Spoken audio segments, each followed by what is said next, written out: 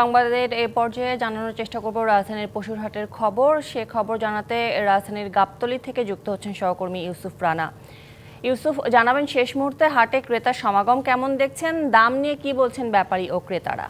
তরুণী, আপনি যেমনটা বলছিলেন, আজকে কিন্তু প্রায় রাত হয়ে গেছে এবং এরপরে যদিও রাতভর বেচা কেনা চলে, কিন্তু রাতের সন্ধ্যার পরে কিন্তু ক্রেতা সমাগমটা বেশি হয় কুরবানির হাটগুলোতে। এবং আজকে আমরা ঠিক তেমনটাই দেখতে পেরেছি, সন্ধ্যার পরে বেশ কিছু গরু বেচা কেনা হতেও আমরা দেখেছি। আমরা এই যে এখন যেই জায়গাটি দাঁড়িয়েছে এখানে আপনি নিশ্চয়ই দেখতে পাচ্ছেন যে গরুর পরিমাণও কিন্তু অনেক, এবং এইসব গরুর দেশের রাজধানীর এসেছে দেশের বিভিন্ন প্রান্ত থেকে, কুষ্টিয়া সহ দেশের বিভিন্ন পাবনার গরু আছে বেশ কিছু, আমরা দেখতে পেরেছি ফরিদপুর থেকে এসেছে। এবং এই গরুগুলো খামারিরা সারা বছর যত্ন করে পালেন এবং কেউ কেউ কিন্তু কিছুদিন আগে, অর্থাৎ 3 থেকে 4 মাস আগে এইসব গরুগুলো কিনে তাদের খামারে লালন পালন করে ঢাকায় বিক্রি করার জন্য এনেছেন। তবে এইবার বিক্রেতাদের অভিযোগ যে তারা যেই পরিমাণ দাম প্রত্যাশা করেছিলেন সেই পরিমাণ দাম তারা পাচ্ছেন না, এবং ক্রেতারাও বলছেন যে তারাও কিন্তু বড় গরুর দাম একটু কিছুটা তুলনামূলক কম হলেও ছোট এবং মাঝারি গরুর দাম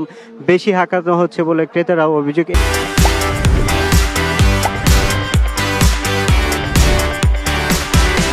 এই যে ক্রেতা এবং বিক্রেতাদের মধ্যে যে একটা মত পার্থক্য, এটা কিন্তু এবারই প্রথমবার নয়, এটা প্রতিবারের ঈদের সময় হয়ে থাকে। তবে আমাদের যেই দৃষ্টিভঙ্গি বা আমরা যেই বিষয়টি এবার দেখতে পেরেছি যে এবার ক্রেতারাও খুব বেশি ঠকছেন না এবং বিক্রেতারাও খুব বেশি লাভ করতে পারছেন না, এরকম একটা চিত্র কিন্তু এবারের হাটগুলোতে বিরাজ করছে। এবং আমরা এই যে গাবতলীর যে সবচেয়ে বড় ঐতিহ্যবাহী হাট, এই হাটের চিত্রতে কিন্তু ঠিক এবার এরকমই ছিল। এবং আমরা যেটা দেখলাম যে এখন পর্যন্ত কিছু গরু কিন্তু দেশের বিভিন্ন প্রান্ত থেকে আসছে এবং একই সাথে গরু বিক্রিও হচ্ছে।